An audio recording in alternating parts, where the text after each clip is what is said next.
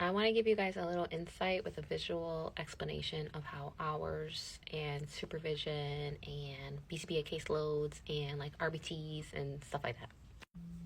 Okay, so as a BCBA, you should always have a supervisor. If you don't have a supervisor, you must be owning the company, basically, because as a BCBA, you should always have someone else to reach out to support you and make decision making if you're stuck. Especially as a new BCBA. As a new BCBA, you should be under the supervision of a BCBA that has at least 5 years experience. All right, so let's say this is a company and there's 3 BCBAs here, right?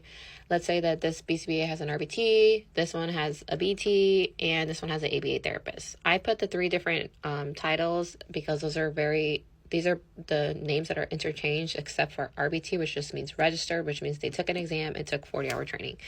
And a lot of insurances are requiring ABA companies to have RBTs because it's just another license. So it's like RBT, BCABA, BCBA, and then BCBAD if you decide to get your doctorate. But for the most part, these are all the same title, just this one you have to pass a test.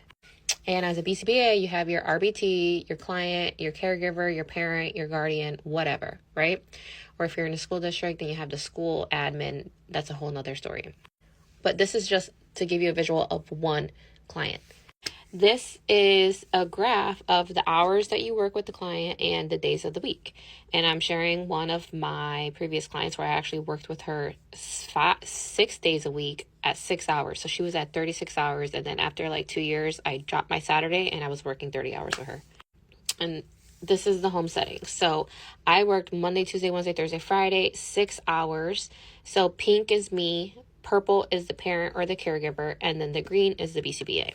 Typically, BCBA does about 10% of the hours, the full hours. So let's say this is not there, there's 30 hours of services, right? So I'm with the client 30 hours a week. I'm with the caregiver 30 hours a week. And I put the caregiver there because we are not babysitters. A caregiver needs to always be present in the home. They can't leave. They can't be like, oh, I'll be right back. Like, no. There's always a caregiver present because we're providing therapy. This is not a babysitting job. And as you see, 10% of 30 hours is only 3 hours a week. So if my BCBA would do about an hour and a half sessions, or sometimes I get to see her 3 days, depending on her schedule, because as a BCBA, you don't only have one client. So this is a visual representation, especially in the home services. Like, look how much time we're spending with the caregivers and the family and the staff as an RBT. BCBAs are very limited because, like I said, we're just there to provide oversight and to provide guidance and training as needed and to adjust the targets and treatment plan and offer her parent training.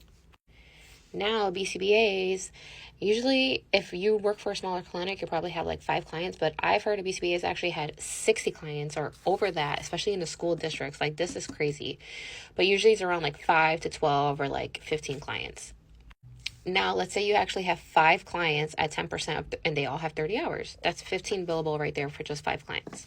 And if you have 10, that's already 30 billable hours. And that does not include indirect hours.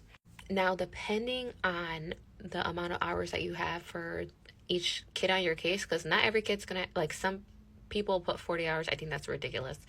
But usually it's like 25 to 30 hours. So you like 10%. And then some kids are only there like a couple days a week if you're at a clinic, you know what I mean? So like it will have 6 hours or whatever. So that's why depending on your caseload and the amount of hours that every client has, you could have a range of clients.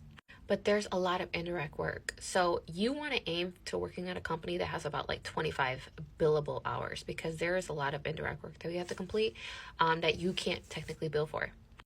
So if a company is requiring you to bill like 30 plus hours a week, oh my gosh, no. Especially if it's like 40 hours, like no, that is unethical. Like there's no way you'll be able to balance your work life, especially if like, it's just impossible.